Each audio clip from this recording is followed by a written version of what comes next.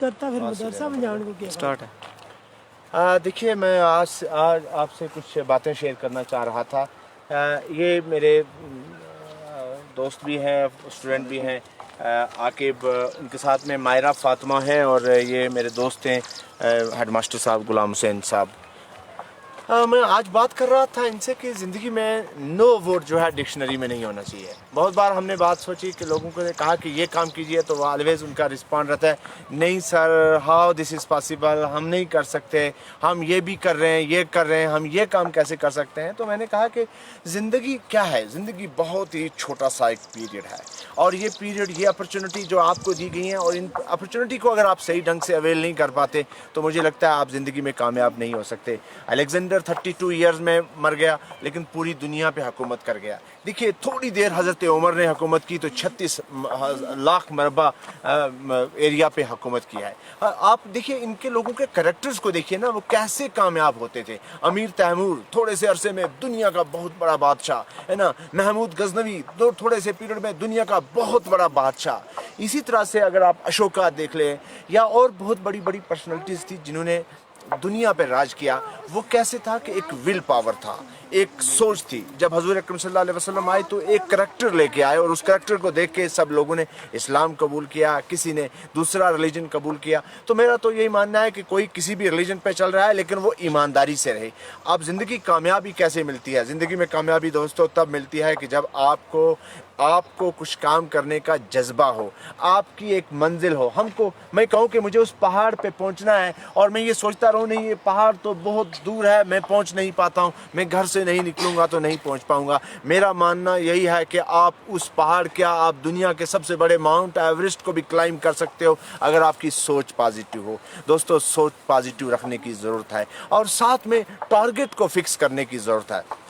जब तक आपकी कोई मंजिल नहीं होगी तो तब तक आप कोई काम नहीं कर सकते। देखिए, जब घर से आप निकलोगे ना, तभी रास्ते में बहुत सारी आपको रुकावटें आएंगी, कठिनाइयाँ आएंगी, दीवारें रास्ते में लोग चुन देंगे कि नहीं नहीं तुमको जाना नहीं है, और नेगेटिव लोग बहुत सारे होंगे जो आपको कहेंगे कि तुम ये नहीं कर सकते, तुम ये नहीं कर सकते। तो मैं बहुत बार एग्जाम्पल मैं देता हूँ अरुणिमा सिन्हा का, कि अरुणिमा सिन्हा एक बहुत अच्छी खिलाड़ी थी। ट्रेन में सफ़र कर रही थी, और ट्रेन से चोरों ने उनके पास जो भी सामान था लूट लिया, और ट्रेन से बाहर फेंक दिया। सारी रात उनकी टांगों के ऊपर से ट्रेन गुजरती रही, लेकिन वो बच जाती हैं, और जब बचने के बाद प्रोस्थेटिक लेग्स के साथ बाहर आती हैं, तो पहली बात उन्होंने कही कि मेरा मन करता है कि मैं दुनिया का सबसे बड़ा पहाड़ माउंट एवरेस्ट को क्लाइम करूं, 8850 metre above the sea level, कि मैं उसको कर दूं।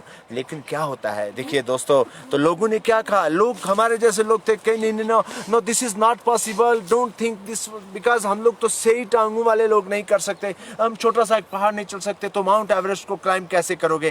तो किसी ने कहा कि आप हिंदुस्तान की उस औरत के पास जाइए जिसने ऑलरेडी माउंट एवरेस्ट को क्लाइम किया है, बजेंद्री पाल के पास। वो वहाँ जाती हैं और कहती हैं कि मेरी सोच है, मेरा मन करता है कि मैं माउंट एवरेस्ट को क्लाइम करूँ, क्योंकि वो पूरी रात अगर ट्रेन मेरी टांगों के ऊपर से गुजरते रही और तब भी मुझे ऊपर वाले ने बचा दिया, तो अब मैं कुछ ना कुछ मिरेकल करूँगी। तो बजेंद्री पाल ने कहा कि यस, ओनली यू कैन, और सिर्फ तुम ही माउंट एवरेस्ट को क्लाइम कर सकते हो। तो दोस्तों, सिर्फ माउंट एवरेस्ट को क्लाइम नहीं किया, आकिब इधर आओ मेरे पास, इधर आइए, सिर्फ माउंट एवरेस्ट को क्लाइम नहीं किया, बल्कि दुनिया की 7 और ऊंची चोटियों को भी क्लाइम कर दिया। ये एक सबक देना चाहता था मैं, कि उनकी सोच क्या थी। टांगे नहीं थी, लेकिन सोच बड़ी थी। किसी ने कहा था ना, think big, think globally and act locally. तो बजेंद्री पाल के पास जब गई, क्योंकि वो पॉजिटिव थी, वो खुद माउंट एवरेस्ट को क्लाइम कर चुकी थी, तो उसने कहा कि तुम भी कर सकते हो।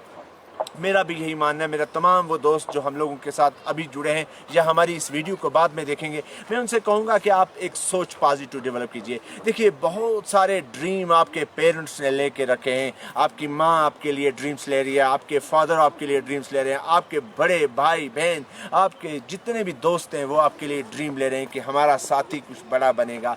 देखिए, बड़ा बनने के लिए ज़रूरी नहीं है कि आप किसी मेट्रोपॉलिटन सिटी में रहें। इस पहाड़ में रहने वाला, ध्यान से मैं دکھا دوں, وہ پہاڑ دیکھ, اس پہاڑ میں رہنے والا بندہ بھی میراکل کر سکتا ہے, وہ بھی دنیا کی کسی بڑی یونیورسٹی میں جا سکتا ہے, کوئی بڑا کام کر سکتا ہے, اور کر بھی رہے ہیں. ہمارے پاس we are having number of examples. یہ لوگ, آپ اے پی جے کلام کسی شہر میں, کسی میٹروپولیٹن سٹی میں رہنے والے نہیں تھے, ایک چھوٹے سے گاؤں میں رہنے والے تھے, اخبار بیچ کر دنیا کا سب سے بڑا سائنٹسٹ بن گیا.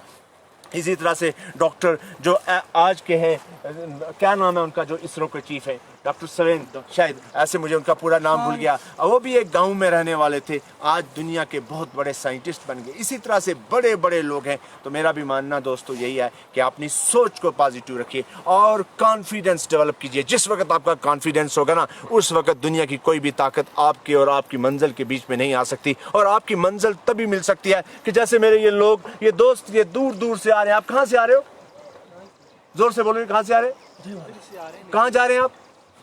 ڈوک جا رہے ہیں. آپ کو 2 گھنٹے کا کم سے سفر ہے. اگر یہ گھر سے نہیں نکلے تو پہنچ سکتے ہیں آپ؟ گھر سے نکلنا پڑتا ہے. تو میرا بھی ان تمام دوستوں کا کہنا یہی ہے کہ دوستو گھر سے نکلیے, پازیٹیو سوچ. اس وقت دیکھیے حالات کیسے بن چکے ہیں کووڈ-19 کی وجہ سے. اگر سب سے زیادہ کوئی سفر کیا ہے تو وہ ہمارے اسٹوڈنٹس سفر کیے ہیں. ایجوکیشن سیکٹر ہمارا ڈسٹرب ہو گیا ہے. آن لائن اور آف لائن میں زمین اور آسمان کا فرق ہے. تو میرا ماننا یہی ہے کہ ہم کو اور زیادہ ہارڈ ورک کرنے کی ضرورت ہے, ود سنسیئرٹی, ڈیڈیکیشن, آنیسٹی. اور یہ جو آپ کا انوائرمنٹ ہے نا, یہاں ایک اور بات میں کلیئر کر دوں کہ اس پہاڑ میں رہنے والا انسان جو ایک بہترین پیور انوائرمنٹ میں رہ رہا ہے, جس کے پاس فریش گشنگ واٹر ہے, سنو باؤنڈ ماؤنٹینس ہیں اور جنگل ہے, فریش آکسیجن مل رہی ہے, وہ زیادہ میراکل کر سکتا ہے, وہ زیادہ اچھا کام کر سکتا ہے اور اپنا نام کما سکتا ہے.